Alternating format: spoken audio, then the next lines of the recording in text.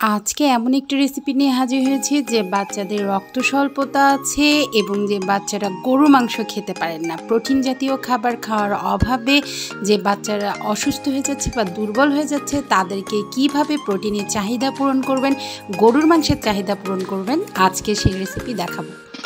Hello everyone, আসসালামু আলাইকুম। This is me Nazneen from ফালিসাস মম কিচেন। আজকের রেসিপির প্রধান উপকরণ হচ্ছে আমার ছোলার ডাল বা বুটের ডাল। এটা আমি খুব ভালো করে ক্লিন করে ধুয়ে 5-6 ঘন্টার জন্য পানিতে ভিজিয়ে রেখেছিলাম। এবং সাথে আমার কিছু ড্রাই ফ্রুটস রাখবে, খেজুর আমি খুব ভালো করে ক্লিন করে পানি দিয়ে ভিজিয়ে রাখবো, কারণ এটা হাতের সাহায্যে ম্যাশ করে নিব তাই। তারপর কিছু ড্রাই ফ্রুটসের মধ্যে লাগবে কাজু বাদাম, কুমড়োর বিচি, যেটা নিয়ে আমি গত রেসিপিতে বলেছি কুমড়োর বিচি কেন খাওয়াবেন। এটা ভালো ঘুম হয়, বাচ্চাদের ফাইবার থাকার কারণে পটি নরম হবে, আরও অনেক গুণাগুণ আছে কুমড়োর বিচি। তারপরে নিয়েছি কাজু বাদাম, পেস্তা বাদাম এবং কাঠবাদাম। এই সবগুলো উপকরণ আমি খুব ভালোভাবে ধুয়ে একটু পানিতে ভিজিয়ে রাখবো কিছুক্ষণের জন্য।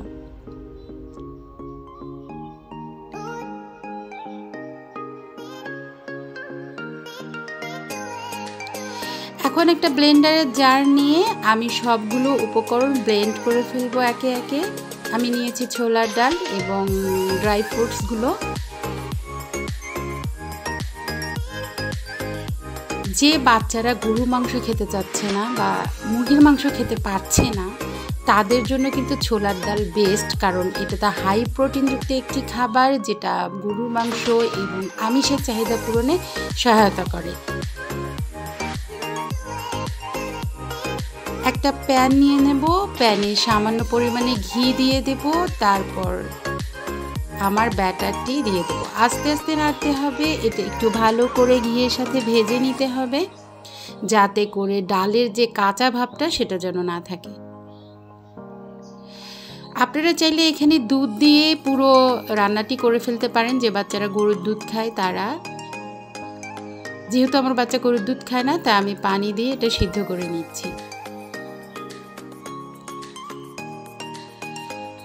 যারা গরুর মাংস খেতে পারছে না, বড়রা ছোটরা, তারা সবাই কিন্তু গরুর মাংসের চাহিদা পূরণ করতে পারে ছোলার ডাল দিয়ে।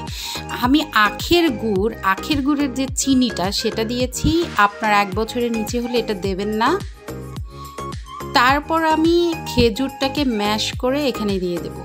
ড্রাই ফ্রুটস এবং বুটের ডালের সমন্বয়ে এখানে কিন্তু একটা ভালো মানের হাই প্রোটিনযুক্ত খাবার তৈরি হয়ে গিয়েছে। এটা যদি বেবি 2 চামচও খায়, 1 বাটি নিয়েছেন কিন্তু 1 বাটি বাচ্চা খেতে চাচ্ছে না, 2 চামচ খাচ্ছে, তাহলেও কিন্তু চলবে। আমার এটা হয়ে গিয়েছে, আমি এটা সার্ভ করে নিব। আপনার বাচ্চা যে পরিমাণ খাবে আপনি সেটাই নিয়ে নেবেন, বাকিটা কিন্তু আপনি ফ্রিজ আপ করতে পারেন 1 বা 2 দিনের জন্য। এবার চলুন হাই প্রোটিনযুক্ত এই ছোলার ডালটা নিয়ে কিছু বলি। এখানে কি কি ভিটামিন আছে? এখানে আছে magnesium, copper, zinc, folic acid, potassium এবং রক্তে হিমোগ্লোবিন মাত্রা বাড়ায়। এছাড়া রয়েছে প্রচুর পরিমাণে ফাইবার থাকার কারণে এটা পটি নরম করে দেয়, কনস্টিপেশনের সমস্যা দূর করে এবং খাওয়ার রুচি বাড়ায়, হজমের সহায়তা করে। এছাড়া রয়েছে কার্বোহাইড্রেট, আয়রন, ফসফরাস। আয়রন থাকার কারণে অ্যানিমিয়াজনিত সমস্যা থেকে মুক্তি দেয়, হার্টের সমস্যা এবং ডায়াবেটিস নিয়ন্ত্রণ করে। প্রতি 100 গ্রাম ছোলার ডালে আছে 18 গ্রাম আমিষ, 65 গ্রাম প্রোটিন, আর ফ্যাট রয়েছে 5.6 গ্রাম। তাই আজকের এই খাবারটি অবশ্যই বাচ্চাদেরকে দেবেন, প্রোটিনের চাহিদা পূরণ হবে এবং বাচ্চারা থাকবে সুস্থ। তো আজকের মতো বিদায় নিচ্ছি, আবার দেখা হবে নতুন কোনো রেসিপি নিয়ে। সে পর্যন্ত সকলকে অসংখ্য ধন্যবাদ। আল্লাহ হাফেজ।